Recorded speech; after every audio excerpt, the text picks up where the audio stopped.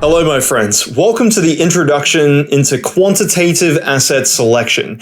This is going to be a very important lesson, and it's going to blow your mind if you've ever been the type of individual who looks at token projects or cryptocurrency projects or any project or any asset whatsoever and said to yourself, oh, well, this sounds cool, and maybe I should invest in that because of this story, or maybe I should invest in that because of this narrative. This lecture is going to give you a foundation, hopefully, so that you can move forwards from qualitative analysis and start to move into the quantitative realm, as we have discussed previously, because the theory is that it's the fastest one to learn, and it's the one that requires the least amount of cognitive biases and faulty decision-making capabilities. So, for every degree that this doesn't allow your ego to make yourself feel smart because you're telling different stories to people, this is going to increase the accuracy at which you're going to be able to select different tokens and different projects, and you may be surprised by the results. So let's get into it. So let me remind you of the incorrect approach before we get started. Don't come to me and say, hey Adam, what do you think of XEM? I think that the mainnet is about to launch and it's going to be awesome. Or Adam, what do you think about XRP? I hear the SEC case is going to get dropped soon. Or, hey Adam, what do you think about Uniswap? I hear that they are launching a new upgrade on their mainnet or on their decentralized exchange or whatever. Or maybe it's, hey Adam, what about Doge? Elon Musk is incorporating it as a payment system into Twitter or whatever. I have to remind you, all of this is qualitative bullshit. We don't have time to have these discussions. We don't have the time. We're biased individuals. There's too many opinions floating around. There doesn't need to be miles and miles and miles of text of people discussing the merits and the pros and the cons of different token projects because of things that they've heard. None of it matters. The only thing that matters is maths. Now, probably one of the key points that I want to go back to so that you can all remember this before we move forwards is correlation. For the most part, all of these tokens in the market, and I'm talking like 99% of them, may as well be called token number 21, token number 22, token number 23 for whatever. I don't give a shit about anything to do with them. They're the same trashy mathematical problem to us because the correlation in the market shows us that everything is essentially just a leveraged Bitcoin bet. They all move together, and therefore they're nowhere near as unique as you may mistakenly believe that they are. We're talking 95% of any asset's beta or its movements in the market is really down to Bitcoin's influence on it at the whole market level, rather than the maybe 1 to 5% or whatever is left over for the token's tailwind or actual market narrative. Most people get this around the wrong way, and that's what leads to their destruction because of their faulty expectations, their faulty understandings of what's actually driving the price. So just as long as we're approaching this market from a correct correlation adjusted perspective, we're going to be able to make better decisions. So with that being said, let's move on to the next step. Okay, so one of the basic assumptions of quantitative asset selection is what's called in the world of finance approaching the market from a perspective of rationality. We want to be rational individuals. What this means in practice is that we will always prefer to choose an asset where we maximize our rewards and minimize our risks. This makes sense. However, a lot of people are irrational in the market and they choose to gamble. This is where an individual completely disregards the risk and they only seek to maximize rewards. You can see in this respect that this is a faulty approach to the market. It's going to lead to people blowing up constantly. It's only through a healthy and rational appreciation of these two factors brought together that we can make the most rational decision possible. So, how do we define rewards and how do we define risk? So, I actually struggled very deeply with this part of the presentation because there are so many different ways of defining either of these, and I understand the complexity may actually cause a lot of people to give up if I make it too complex for them in the beginning. So we will just define rewards very simply. We will call rewards the amount that something goes up, and we will define risk as the amount of variability in the price, so that you want to be looking at risk as the probability of the price not reaching where you expect it to go. Because we want the minimum amount of variability, right? If we're receiving money, we want it to come in consistently. We don't want it to be variable. This is a rational way of approaching the market for the finance experts amongst you. I know, I'm just trying to oversimplify this. I will get to the more complex stuff later, I promise you. So let's move on. Actually, before we move on, it's important for me to highlight this point. We're not going to be defining risk in terms of maximum drawdown. The reason being is because maximum drawdown is an instantaneous moment in the market, and it's a single point measurement, whereas returns and variability, these in a financial sense are actually measurements that operate through time. So we want to know how the asset behaves through time, not just at an individual one single location. So with that being clarified, we'll move on and we'll look at a couple of different examples so that you know precisely what I mean when I'm talking about the rationality of risk versus reward. In the first example, what we're going to give you is an asset. For example, just out of 10, we're just going to score it out of 10 for simplicity. Imagine that you have an asset that goes up 5 out of 10 with a strength of 5 out of 10, and you have an asset that has a 5 out of 10 risk as well. So on a ratio, this is going to be 5 over 5, which is 1-to-1 ratio. Before we go even further, I just want to remind you that this is not a trading measurement. This is not a risk to reward measurement like in trading. If that thought has entered your mind, I want you to immediately forget about that. This is completely different. It's not a risk versus reward measurement. This is a returns and volatility measurement in essence. The more experienced financial people will understand, we'll cover all of this. Please bear with me for the moment. We'll keep going through this and you'll understand what I mean when we move on. So in a second example, what we can imagine is an asset that has a 6 out of 10 amount of reward and maybe a 4 out of 10 amount of variability or risk. You can see this ratio of 6 over 4 will give you a ratio that's equivalent to 1.5. This is greater than 1. This means that you're receiving more rewards than you are taking on with risk. So far, so good. This is actually the direction that we want to go when we're looking at assets. So this is an early lesson in how to spot these. First, we started with an asset that had an equal reward to risk ratio. And then now we have an asset that has a slightly higher performance ratio. So let's keep moving on and looking at different examples. Now in example 3, imagine that we have an asset, this time we're using percents. We have an asset that goes up 900%.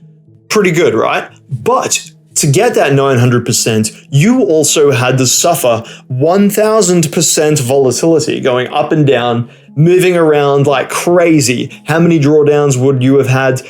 Who the hell knows? But to get this 900% return, you would have had to take on a lot of risk. But the rewards were incredibly high as well. So you can see that this performance ratio would be a 9 out of 10, meaning that the ratio is 0.9. And in this example, you can see that you've taken on more risk than you've taken on in reward. Even though the reward was incredibly high and you 9x'd your money, you had to take on an incredibly high amount of risk to actually achieve this. Now in the final example here, what we have is an asset that went up 500%, but we only had to suffer 400% worth of risk or volatility in order to achieve that. So our performance ratio of 5 over 4 is actually a ratio of 1.25. Now, in this example, what we've actually received is an asset that has a higher level of performance than risk. You can see the theme here. Essentially, what we're trying to do is we're trying to find assets that give us more performance for each unit of risk. That way, we can call ourselves rational investors. We're not irrationally investing in anything that is more dangerous than it necessarily ought to be. This is the way that rational investors invest. This is the way that good quantitative investors invest. And no normal person would willingly want to choose something that gives them a lower performance ratio than 1, because that means you're just taking on a huge amount of risk for each unit of reward, and that's not rational. So let's move on. I'm quickly going to mention again for anybody that's financially inclined listening to this lecture, I do understand that the performance of an asset is the annualized geometric rate of return, and that the risk of an asset is its standard deviation or semivariance, depending on which measurement you're taking it from. This is all covered in the investing masterclass, so what I'm just trying to do here is put in a couple of generalized examples for the beginners so that they understand what we're doing. So that was a little bit of a disclaimer for you. So what I'm going to do now is I'm going to actually revisit very quickly a principle that we've looked at before, so that we can look at where the incentives for an individual trying to do this type of analysis may kind of get off the tracks. It's like a train that gets derailed. You may get derailed if you accidentally misinterpret what I've said in previous lectures. So I'm going to try and accumulate this together so that we can make the best decision possible. So if you remember back to one of my previous lectures, I was talking to you about market beta, and also with correlation, how the whole market is essentially a leveraged Bitcoin bet. What this means is that if you're going down the market cap size and you're looking through the different cryptocurrency assets, what you're actually looking at is a whole bunch of leveraged Bitcoin bets. This means, in essence, you would have BNB, for example, and that might be the equivalent to Bitcoin with 1.5 times leverage. Maybe you have XRP, Ripple, which could be the equivalent of BTC with 1.6 times leverage. Maybe you have Polkadot, which would be the amount of beta, market beta, equivalent to BTC with 1.7 times leverage. And as you go down in market cap size, the amount of relative beta increases. So this is where things can get derailed. If you're looking at this and from a quantitative standpoint and you're saying to yourself, okay, well, Adam has told us that we want to use numbers, and essentially if we go down in market cap size, we're receiving more performance for our Bitcoin bets than if we were just holding Bitcoin itself. Therefore, I want to hold the smallest asset possible. This is not what we're talking about, because this actually is neglecting the risk asset side of this dimension. So what we're looking at right now, if we're looking at the market beta of these assets and going down in market cap size, is we're just saying, oh, well, look at the rewards. Look at how much extra performance I can get out of these, but we're not looking at the risk either. So this is where things get one level deeper, and the reality of this type of mindset is revealed for its dirty truth. In practice, generally, performance ratios actually decrease as we go lower in market cap size. You will find that even though the beta increases the amount of potential performance of these assets, what you'll find is actually the variability or the risk, the volatility itself actually increases faster than any of the reward measurements that you can have. So if you were going down the list and you were looking at BNB, it would be a performance ratio of 0.8. If you were looking at XRP, it would be a performance ratio of 0.6. If you were looking at DOT, it might be a 0.6. As you're going down through these market cap sizes, the risk increases faster than the potential rewards. This means that holding mid caps or smaller caps is incredibly dangerous, and only under the very, very most optimal of circumstances should an individual attempt to buy them. This lesson wouldn't be complete if I didn't give you a secret nugget of information that you get to find out in the masterclass, and that is that Ethereum is actually the asset with the highest performance ratio in the entire market, measured over multiple different time horizons using many different measurements. So Ethereum is the one to look out for. It's been this way for about a year and a half now. At the time of recording, this is accurate, and of course, things can change all of the time. So what you need to do in the market, the analysis that you need to perform in order to identify these assets with the highest performance ratios, we'll be exploring that in the masterclass. So if at any point this lecture becomes irrelevant or outdated, go into the masterclass and understand how to perform this analysis yourself in a proper manner so that you can find the asset that is most efficient for your purposes. One quick note before we summarize, don't talk to me about shitcoins either. If you have an asset like a shitcoin where you have a maximum downside amount of loss of like negative 100%, or if you somehow work the maths to say to me, oh look, but the amount of volatility in this shitcoin is constrained to so many 1,000% or whatever, but the amount of potential rewards might be several 100,000% or whatever. Even in this case, if you somehow fudge the numbers to make it look like it's some sort of amazing bet, it's still not precisely accurate because you wouldn't be taking into consideration expectancy. I just had to include this thing in here just in case anybody tries to clown me, or if anybody tries to pull some bullshit with shitcoin gambling, which obviously is not what we're here to do. So, summarizing all the things that we've spoken about so far, number one, first and foremost, qualitative things that you think matter do not matter. I don't want to hear the stories. I don't give a fuck, okay? Nobody cares. The only person that cares is you, your brain, because you've managed to come up with a story. It makes you feel good. It makes you feel creative. It makes you feel insightful. I need to remind you that your ability to feel good about yourself is not a valid investing strategy. Point number two is that in general, the whole market is simply leveraged Bitcoin bets. And number three, and maybe the most important point as well, is that the quality of an asset is derived from its risk-adjusted performance. It's only when you have both factors working together to inform you that you have the best possible chance of identifying an asset which is good and useful and rational for you to invest in. More details on how to do a deep dive into this type of analysis so that you can apply it to the whole market and even improve it and increase it to its absolute highest degree. All of this is covered in the Investing Masterclass. So, with that being said, thank you for listening, and I'll see you in the next one.